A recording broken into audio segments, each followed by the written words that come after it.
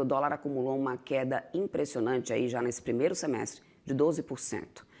E para repercutir esse fortalecimento do real frente ao dólar e também as expectativas, né, para esse segundo semestre, eu converso agora com a sócia da Danke Consultoria e especialista em câmbio, a Berenice Danke, que já está aqui comigo. Minha querida Berenice, muito bom dia para você.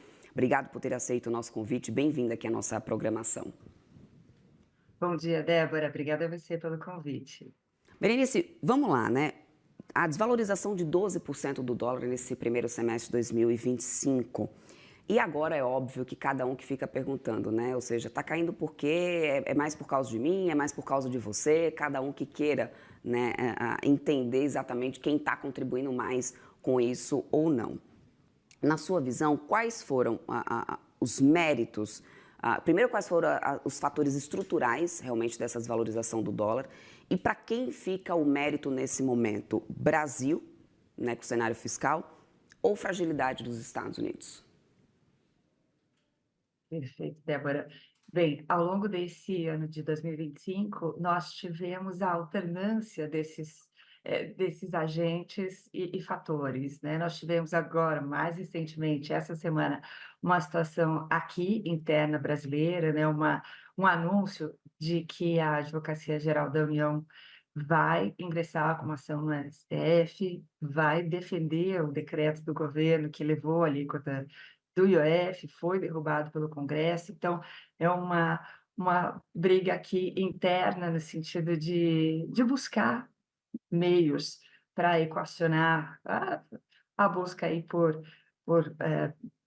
gastos públicos, né, que possam trazer uma situação que, como o Haddad disse, né, possa fazer justiça social, mas há uma preocupação muito forte do mercado em relação a todos esses gastos, ao equilíbrio das contas do governo, e aí fica esse embate, e o mercado realmente sempre muito desconfortável com essa situação.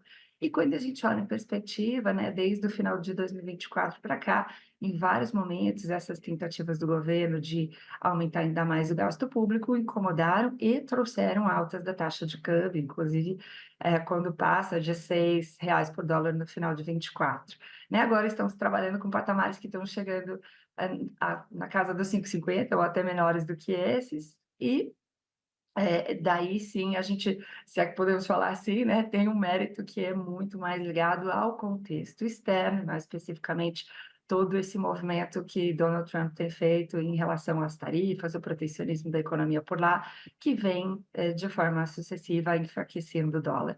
Você recentemente também fez várias reportagens mostrando essa trajetória e todas as ações que, de fato, estão enfraquecendo o dólar, não só em relação ao real, mas em relação a várias moedas pelo mundo, né, as moedas europeias Uhum, também. uhum. E, e isso realmente, aqui para o nosso contexto local, né, faz com que a gente tenha um real mais forte, um nível que ainda, a princípio, pelo que eu tenho acompanhado e conversado com muitos exportadores, é, ainda é bastante atrativo, né, e continua fazendo com que a exportação brasileira, de fato, se desenvolva e siga crescendo, Uhum. mas que para o contexto americano também ajuda que eles possam também, do lado, né, de tendo um dólar mais fraco, também incentivar suas exportações. Uhum.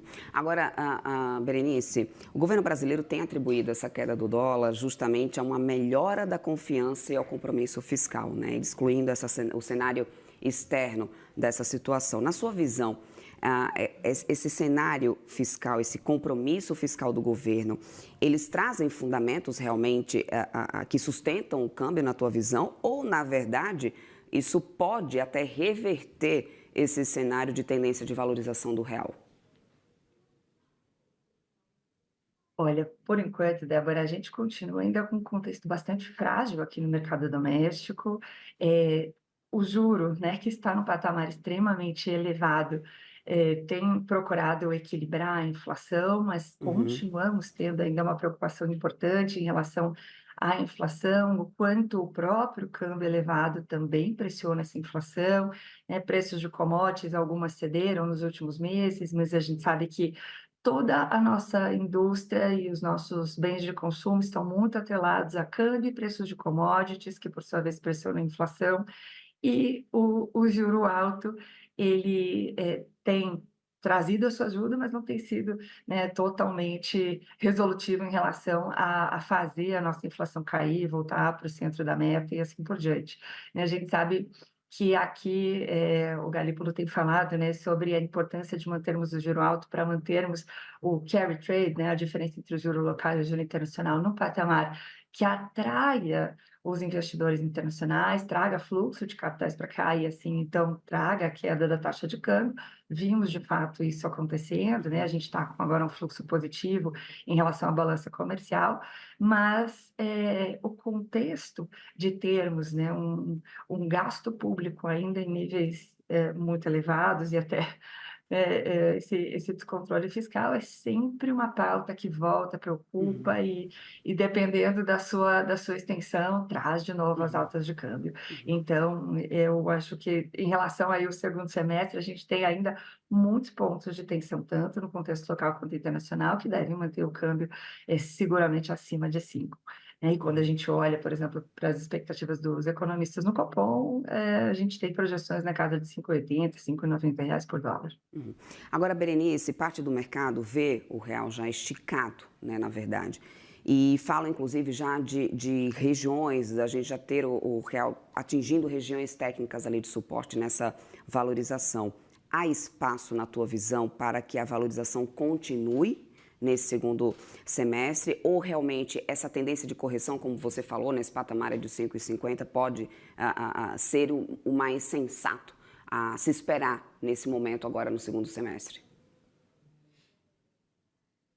Olha, eu acredito que a gente precisaria ter bem mais fluxo entrando, bem mais confiança, né, dos investidores, dos participantes do mercado de câmbio, para a gente ver esse dólar voltando mais para casa de 5.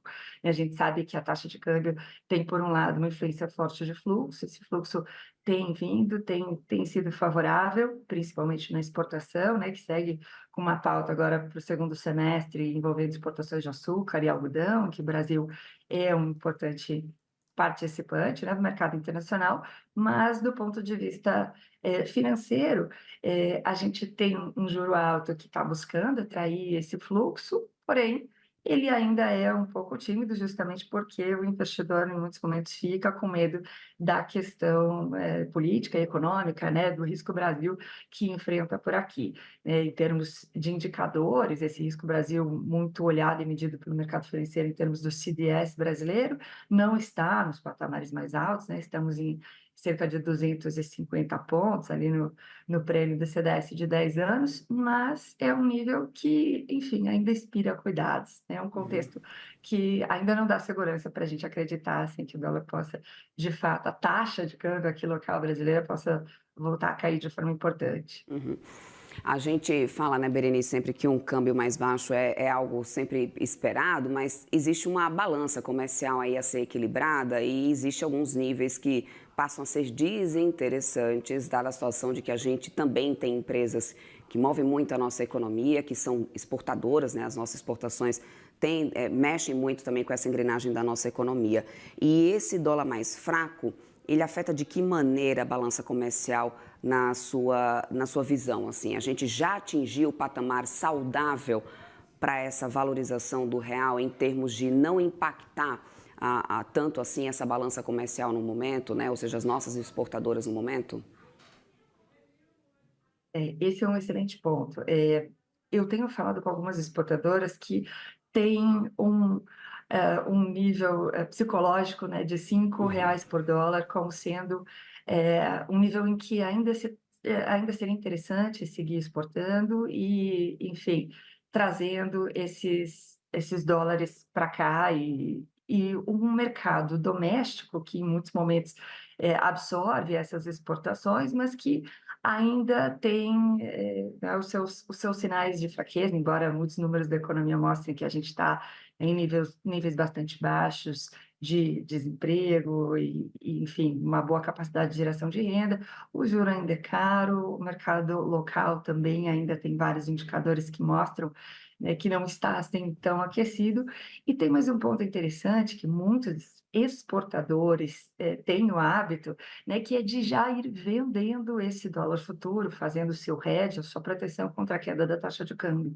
E quando fazem, vendem o dólar futuro num nível mais elevado do que ele está hoje, né, no dólar à vista. Então, se a gente tem hoje uma à vista na casa de 5,50, 5,40, mas o exportador vende, por exemplo, um dólar para janeiro de 26 ou para prazos até mais longos, em alguns casos, ele chega num nível de câmbio mais alto, né, alguma coisa em torno de 10% ao ano acima do spot.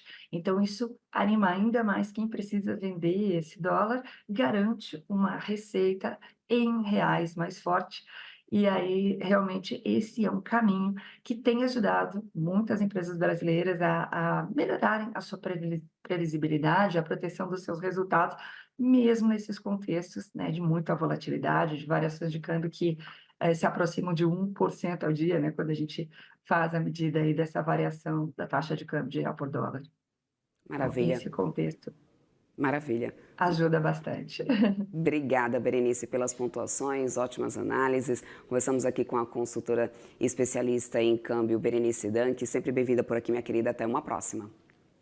Obrigada a você, Débora. Ótimo dia. Até mais.